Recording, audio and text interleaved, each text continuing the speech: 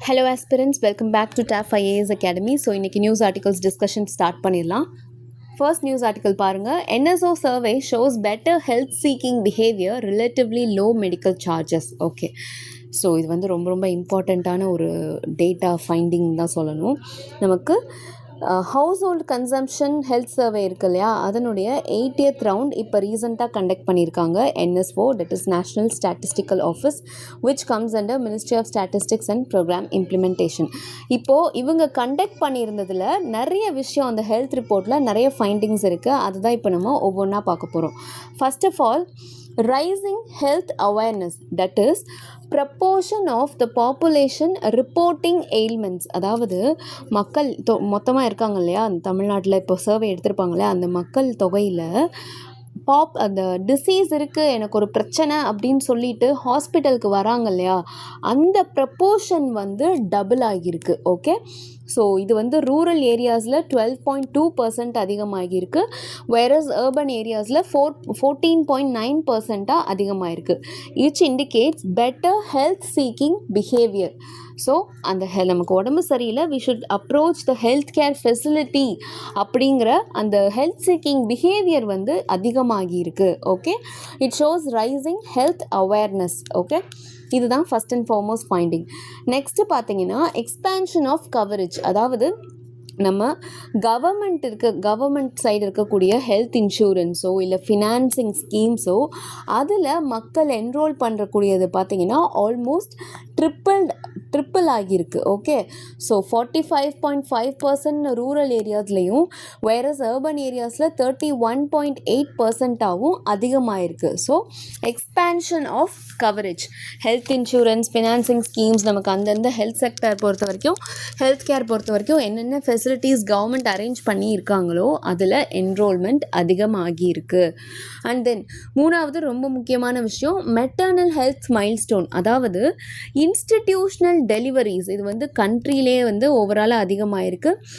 95.6% in rural and 97.8% in urban settings. Okay, and இதுக்கான survey study பார்த்தீங்கன்னா almost ஒரு 1 crore plus house holds கிட்ட வந்து இந்த சர்வேல அனலைஸ் பண்ணியிருக்காங்க. ஓகே, அண்ட் இன்ஸ்டிடியூஷனல் டெலிவரிஸ் பொறுத்த வரைக்கும் ரொம்ப ரொம்ப important milestone.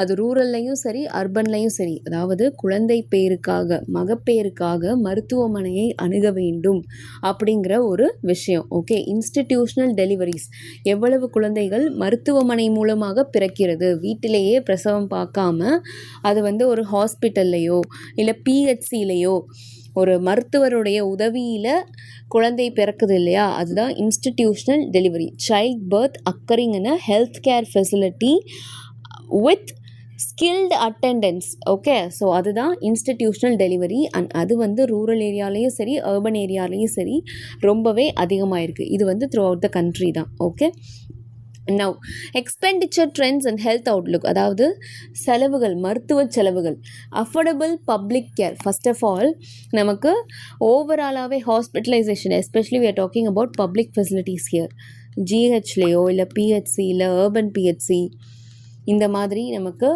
கவர்மெண்ட்டுடைய public health care ஃபெசிலிட்டியில் மேக்ஸிமம் அங்கே ஹாஸ்பிட்டலைசேஷன் காஸ்ட் அப்படின்னு பார்த்தீங்கன்னா மேக்ஸிமமே 1100 rupees அப்படி தான் இருக்குது. ஓகே, ஸோ இது வந்து ஹாஸ்பிட்டலைசேஷன், அங்கேயே நம்ம வந்து ஸ்டே பண்ணி ட்ரீட்மெண்ட் எடுத்துக்குவோம்ல அது.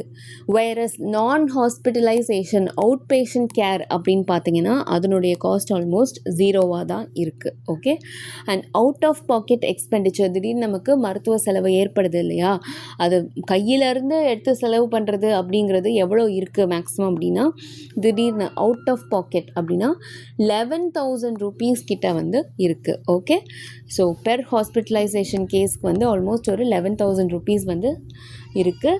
அண்ட் வேரஸ் இதை விட காஸ்ட் அதிகமாக இருக்காதா அப்படின்னு கேட்டிங்கன்னா கண்டிப்பாக இருக்கும். That may require specified treatment R specialised treatment. Okay, ஏதாவது ஒரு ஸ்பெசிஃபிக் டயக்னோசிஸாக இருக்கும். ஸோ அது வந்து ஸ்பெஷல் கேஸாக இருக்குன்ற பட்சத்தில் ஸ்பெஷல் ஸ்பெஷலைஸ்டு ட்ரீட்மெண்ட் தான் தேவைப்படும் and obviously that would cost more. Okay, other than that நமக்கு ஆவரேஜ் அந்த அவுட் ஆஃப் பாக்கெட் எக்ஸ்பெண்டிச்சர் இந்த அமௌண்ட் வந்து ரெக்கார்ட் ஆகியிருக்கு. அண்ட் டிசீஸ் ஷிஃப்ட் பொறுத்த வரைக்கும் India is seeing a decline in infectious diseases குறைஞ்சிட்டு இருக்கு. வேரஸ் நான் கம்யூனிகேபிள் டிசீசஸ் அதிகமாகிட்டு இருக்கு, especially diabetes and cardiovascular conditions. Mostly இதை வந்து நம்ம லைஃப் ஸ்டைல் டிசீசஸ்னே சொல்லலாம். எஸ், ஸோ இன்ஃபெக்ஷியஸ் டிசீசஸ் குறைஞ்சிட்ருக்கு, வேரஸ் நான் கம்யூனிகேபிள் டிசீசஸ் வந்து அதிகமாகிட்டு இருக்குது.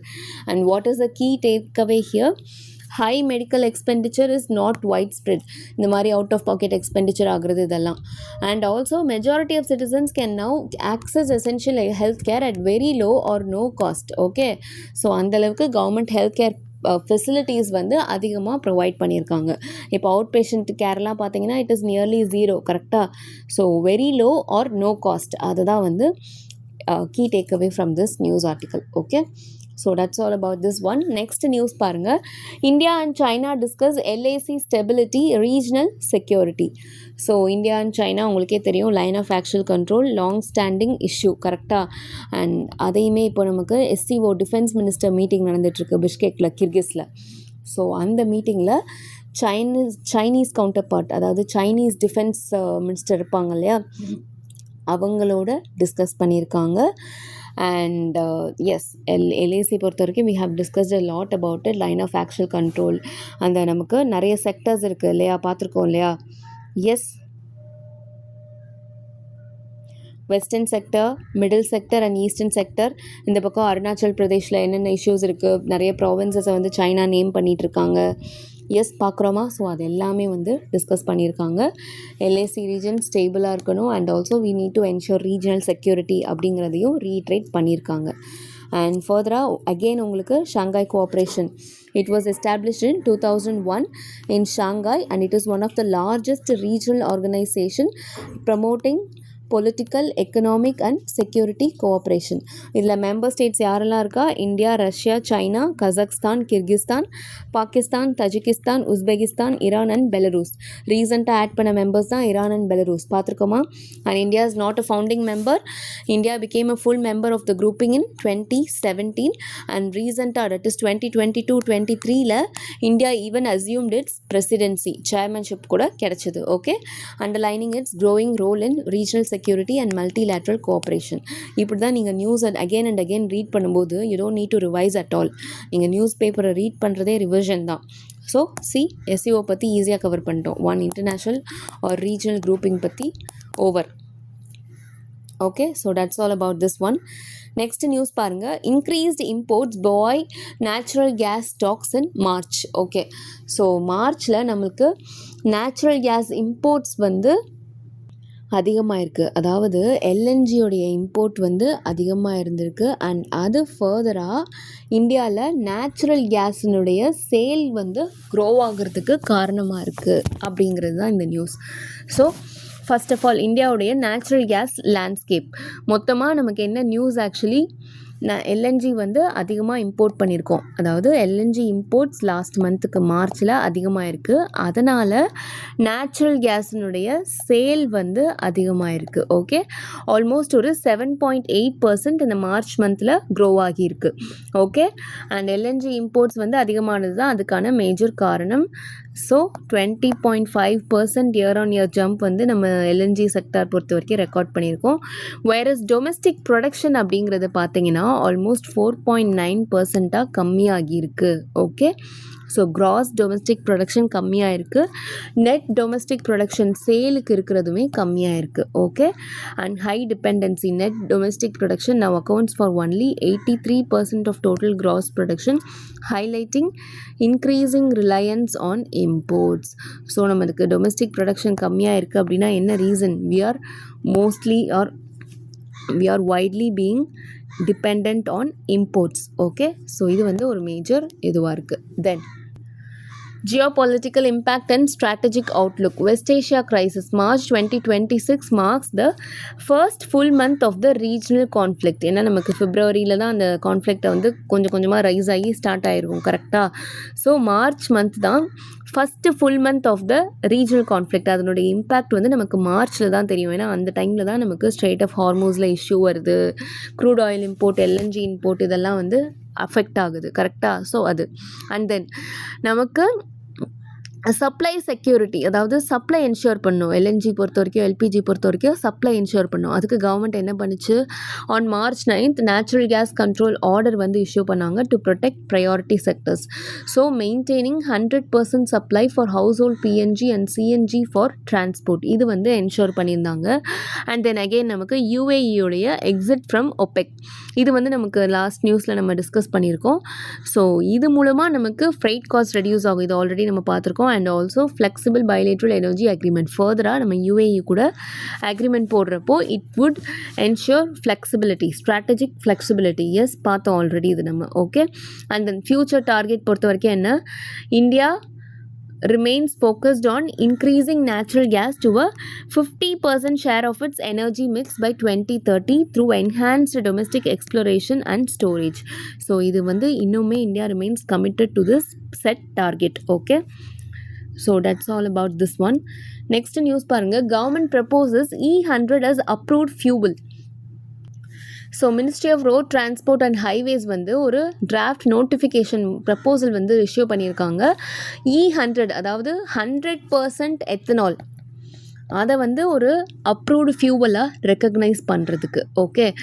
நம்ம இது வரைக்கும் எத்தனால் பிளெண்டட் ஃபியூவல்னு டிஸ்கஸ் பண்ணியிருக்கோம். E20, E15, E85 பார்த்துருக்கோமா? இதெல்லாம் என்ன, 20% ethanol blended petrol, 15% ethanol blended petrol, 85% ethanol blended petrol அப்படின்னு. whereas இது வந்து 100% ethanol. ஸோ அதுதான் E100. அதை வந்து இப்போது அப்ரூவ் பண்ணி அதை வந்து ஒரு ஃபியூவலாக நம்ம வெஹிக்கிள்ஸில் யூஸ் பண்ணுறதுக்கான ஒரு இனிஷியேட்டிவ் தான். Okay. So let us see about it. இது வந்து எதில் அமெண்ட்மெண்ட் வரும் அப்படின்னு பார்த்தீங்கன்னா, சென்ட்ரல் மோட்டார் வெஹிக்கிள் ரூல்ஸ், அதில் ரூல் நம்பர் 115 சப் ரூல் 18, அதில் வந்து அமெண்ட் பண்ணி ஆல்டர்னேட்டிவ் ஃபியூவல்ஸில் E100 இன்க்ளூட் பண்ணணும். ஏன்னா நமக்கு ஃபாசில் ஃபியூல், அந்த பெட்ரோல் டீசல் அல்லாமல் நம்ம யூஸ் பண்ணுறது என்னது, ஆல்டர்னேட்டிவ் ஃபியூல், ரெனியூவபிள் ஃபியூல் கரெக்டாக. ஸோ அந்த ஆல்டர்னேட்டிவ் ஃபியூல் ஸ்பெசிஃபிகேஷனில் நம்ம E100 இன்க்ளூட் பண்ணுறதுக்கான அமெண்ட்மெண்ட் இந்த பர்டிகுலர் ரூலில் தான் மேக் பண்ணணும். அண்ட் இதனுடைய கீ இம்பேக்ட் என்ன, this move transitions ethanol from a petrol additive to a standalone primary fuel. Okay. So இதுக்கு முன்னாடி வரைக்கும் நம்ம E85, E20 அப்படிங்கிறதுலாம் என்னவா இருந்தது, ethanol it's an additive. Okay. Petrol தான் மிச்சம், மேஜராக நமக்கு பெட்ரோல் தான் இருந்தது. எஸ், இப்போது it is going to be the standalone primary fuel, clearing the way for vehicles to run entirely on ethanol rather than just blended options. முன்னாடி வந்து ethanol blended petrol அப்படின்னு இல்லாமல் it is going to be the primary fuel. Okay. And now next certification and manufacturing. The certification பொறுத்த வரைக்கும் this process is called homologation. Okay. So homologation அப்படிங்கிறது என்னது, it is the official certification process ensuring a vehicle complies with government technical safety and environmental regulations before it can be sold. அதாவது மார்க்கெட்டில் அதை சேல்ஸ்க்கு வர்றதுக்கு முன்னாடியே அந்த டெக்னிக்கல் சேஃப்டி, என்விரான்மெண்டல் ரெகுலேஷன்ஸ் எல்லாத்தையுமே கம்ப்ளை பண்ணி அந்த சர்டிஃபிகேஷன் ப்ராசஸ் வந்து என்ஷூர் பண்ணணும். ஸோ அந்த ப்ராசஸ் பேர் தான் ஹோமோலொகேஷன். ஓகே. இந்த பர்டிகுலர் வெஹிக்கிள் டெக்னிக்கல் சேஃப்டியாக இருக்கட்டும், இல்லை டெக்னிக்கல் க்ரைட்டீரியாவாக இருக்கட்டும், இல்லை சேஃப்டி ரிலேட்டட் க்ரைட்டீரியாவாக இருக்கட்டும், இல்லை என்விரான்மெண்டல் ரெகுலேஷனாக இருக்கட்டும், எல்லாத்துக்குமே வந்து கம்ப்ளை பண்ணுது அப்படிங்கிற சர்டிஃபிகேஷன். ஓகே. அதுதான் ஹோமோலொகேஷன். அண்ட் இந்த ப்ரப்போசல்மே it allows for the homologation and type approval of E100 powered vehicles. Okay. And mass production, this legal recognition is a critical first step needed for manufacturers to begin the large scale production of ethanol only vehicles. ஏன்னா நம்ம vehicles இது வரைக்கும் என்னது, petrol vehicles கரெக்டாக. So இப்போது ethanol only வெஹிக்கிள்ஸ்னால் அதுக்கேற்ற மாதிரி நம்ம அந்த வெஹிக்கிள்ஸை தயார் பண்ணணும். ப்ரொடியூஸ் பண்ணுற வெஹிக்கிள்ஸ் எத்தனாலுக்கு வந்து அதை ஏற்றுக்கிற மாதிரி இருக்கணும். ஸோ அதுக்கேற்ற மாதிரி இன்ஜின் கம்பேட்டபிலிட்டி இது எல்லாமே வந்து நம்ம டேக் கேர் பண்ணணும். கரெக்டாக மேனுஃபேக்சரர் சைட்லேருந்து இதை தான் மேஜராக ஃபோக்கஸ் பண்ணுவாங்க. ஸோ இந்த legal recognition will begin this large scale production of ethanol only vehicles. அது வந்து ஒரு மேஜர் விஷயமா இருக்குது. தென் டெக்னிக்கல் ஸ்பெசிஃபிகேஷன்ஸ் அண்ட் எவல்யூஷன் இது பொறுத்த வரைக்கும் E100 அப்போ எத்தனால் 100% இருக்க போகுது அப்படின்னா அதில் எக்ஸாக்டாக என்ன இருக்க போகுது, 93% anhydrous ethanol and then small percentage of gasoline, petrol very less percentல, and then further additives இருக்க போகுது for ensuring performance stability. Okay, and progression of blends, yes, first E10 வந்துச்சு, then E20, yes, 10% ethanol, 20% ethanol mixed with petrol, and then we had E85, yes, up to 85% ethanol. Now we are moving towards E100. Okay, and it allows for flex fuel vehicles that can operate on any blend up to 100% ethanol. Okay, next strategic and economic significance, energy independence. உங்களுக்கே தெரியும் நம்ம வந்து crude oil எல்லாமே import தான் பண்ணிகிட்ருக்கோம். So நம்ம shifting to E100 might reduce India's heavy reliance on expensive crude oil import. Okay, saving significant foreign exchange. நமக்கு டாலர்ஸாக இருக்கட்டும், ஃபாரின் எக்ஸ்சேஞ்ச் அதர் கரன்சிஸாக இருக்கட்டும், அதை வந்து we can save in our pockets by reducing our dependency on imports. And then environmental benefits. Pure ethanol is a renewable biofuel that burns cleaner than petrol. So obviously நமக்கு greenhouse gas emission reduce ஆக போகுது, urban air pollution வந்து கம்மியாக போகுது. So environmental benefit. And then support for agriculture. Yes, since ethanol is derived from sugarcane and food grains, this policy provides a stable market for Indian farmers and boosts the rural economy. Okay, so இதுவுமே ஒரு major பெனிஃபிட்டாக பார்க்கலாம். It is going to help our domestic farmers. நமக்கு sugarcane food கிரெயின்ஸ்லேருந்து ethanol produce பண்ண போகிறோம், molasses. Yes, so obviously it is going to benefit the farmers. இது வந்து அனதர் ஒரு சிக்னிஃபிகன்ஸ். ஓகே, இதெல்லாம் தான் மேஜர் பெனிஃபிட்ஸ். அண்ட் ஃபர்தராக ஃப்யூச்சரில் இது ரிலேட்டடாக என்னென்ன சேலஞ்சஸ் இருக்குது, ஃபர்தராக இது ரிலேட்டடாக கவர்மெண்ட் எதுவும் ஸ்பெசிஃபிக்காக ஸ்கீம்ஸ் கொண்டு வராங்களா, அண்ட் ஆட்டோமொபைல் செக்டர் இதில் எப்படி ஃபீல் பண்ணுறாங்க, are they able to make the vehicle ethanol friendly அப்படிங்கிறதெல்லாம் நம்ம பார்த்துடலாம். Okay, so that's all for today. Thank you so much for watching. See you tomorrow.